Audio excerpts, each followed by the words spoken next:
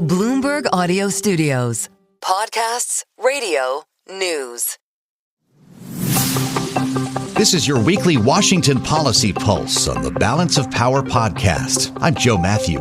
Every Monday, Bloomberg Intelligence senior policy analyst and friend of the show, Nathan Dean, shares his weekly call on upcoming catalysts in the nation's capital. Listen for the most recent and relevant policy research from our team at Bloomberg Intelligence. Now with today's installment, here's Nathan Dean. Good morning and good afternoon, everybody. Welcome to the Washington Policy Pulse. My name is Nathan Dean. I'm a senior policy analyst with Bloomberg Intelligence here in the Washington D.C. Bureau.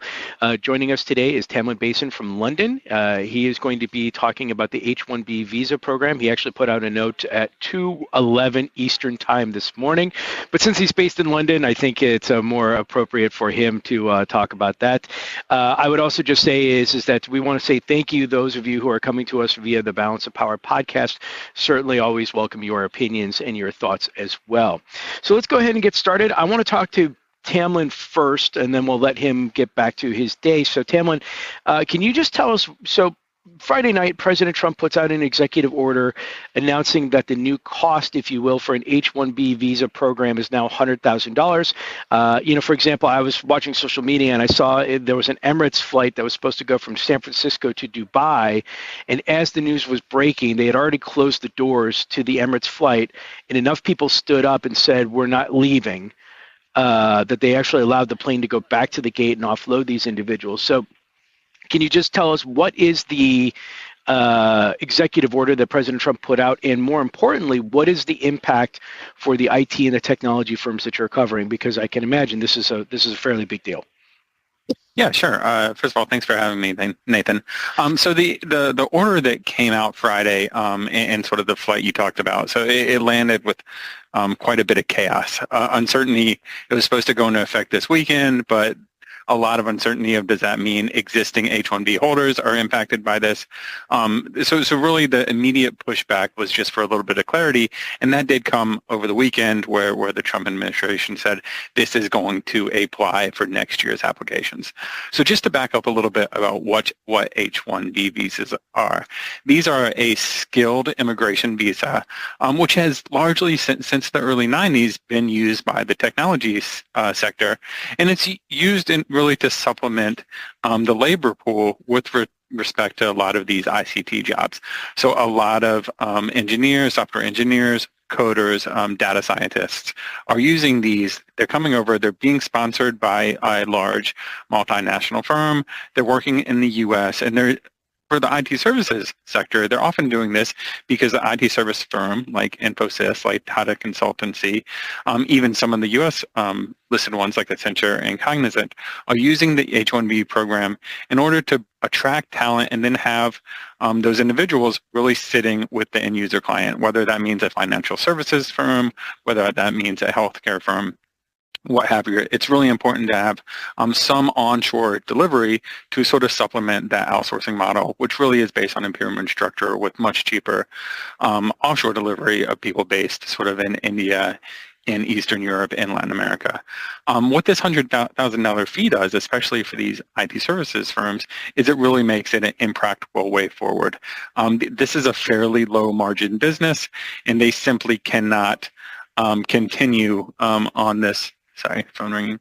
They simply cannot shoulder this fee. So they're either going to entirely pivot away from the H-1B program, or they're going to look to pass those costs through to their end user clients. And again, many of these are in the financial services world, many of these in the healthcare.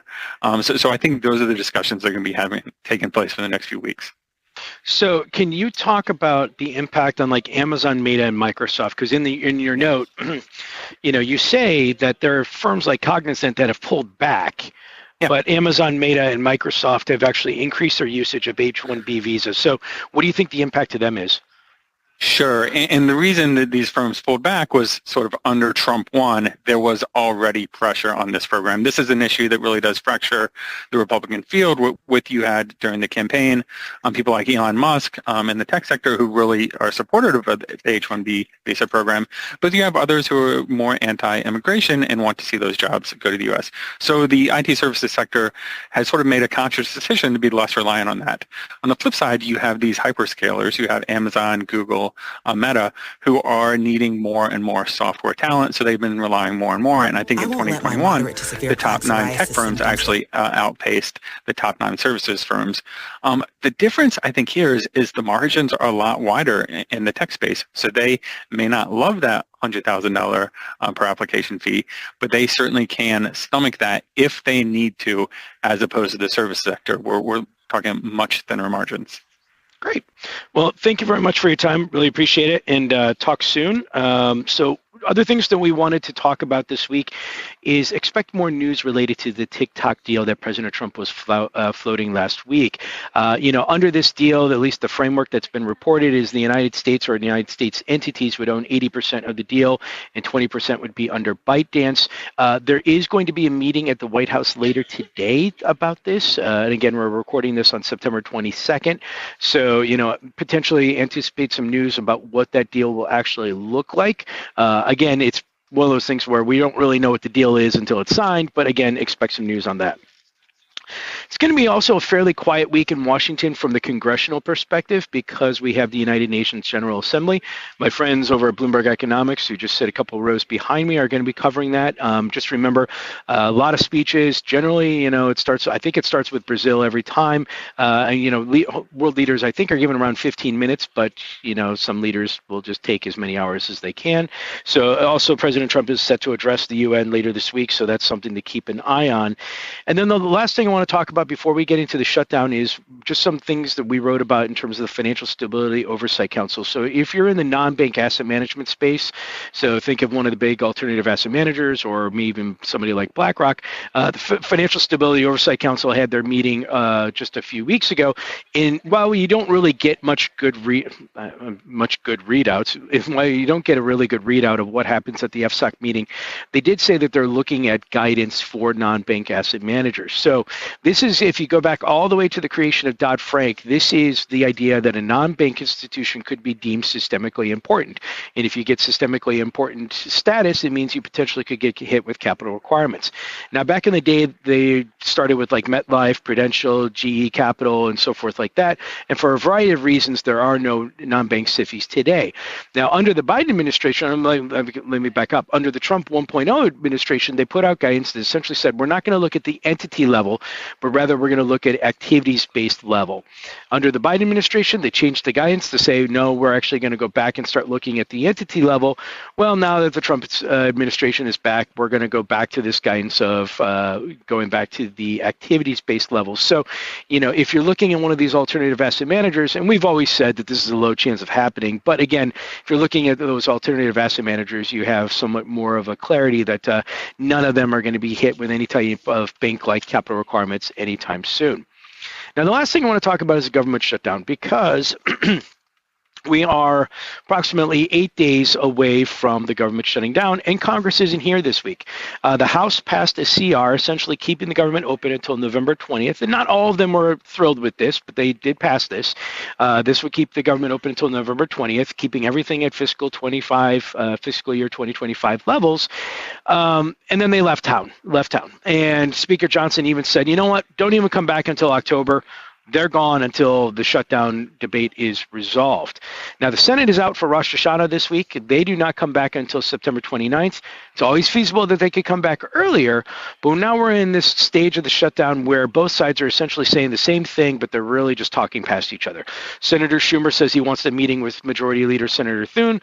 Senator Thune has said that he wants a meeting with Senator Schumer, or more so like Senator Schumer can call him. In fact, there was a story last week where both sides were saying that the other side just needed to talk to them about setting up a meeting as they were walking past each other talking to reporters. And one of the reporters even said, well, he's right there. Do you want to just go talk to him? And they're like, well, he can come talk to me. Look, they got to get it out of their system.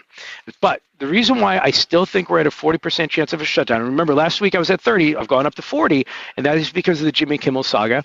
And also I would just say is that I do think that there's a potential for a handful of Dems to come through on the Senate side and say, you know what, now's not the time to have a shutdown. Let's go to November 20th and let's accept this 7-week continuing resolution. I may be out of consensus on it. Certainly am compared to Polymarket. Polymarket's at a 70% chance of government shutdown. I would note that they say shutdown this year. They don't say shutdown September 30th, but The political rhetoric is there. So I think what's going to happen is that I think that the Senate will come back. They'll eventually get these Democratic senators to come on board, at least 7 or 8 of them, and they'll pass to kick the can, and we'll fight this again right before Thanksgiving. Because, and I've said this before, the director of the OMB, Russ Vought, is the one that ultimately decides who is essential and who is not essential. They're the ones that put out the guidance, and as a result, we could get in a situation where Russ Vought says 85% of the government's not essential, or 85% of the government is essential. By law, they cannot pay government workers. And so if you're looking at this from an economic perspective, there's around 750,000 government workers that would be deemed, if you go based off of past experiences and stuff, that potentially could miss out on government paychecks. They're paid on a bi-monthly schedule, so it would be actually 15 days. Their first paycheck is most likely going to be November 15th. So if you're looking at this from an economic perspective, keep that in mind. But last thing I want to leave you with is I was talking with a Democratic aide the other day, and I said, tell me why it's a good thing to shut the government down. And they actually had a fairly compelling case.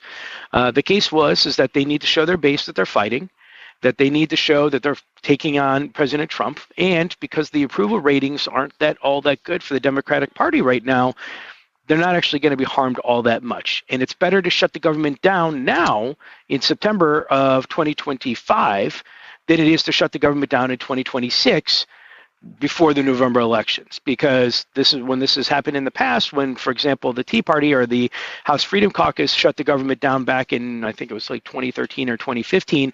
They certainly came back and this wasn't harmed by them one bit. But again, I don't think it really is going to be, I still had a 40% chance of a shutdown. So anyway, I apologize. We went about a minute or two over this week. I want to say thank you very much for attending. We really appreciate it. Again, I don't think you're going to see much going on from the Washington space, but again, we'll talk soon, and always take care.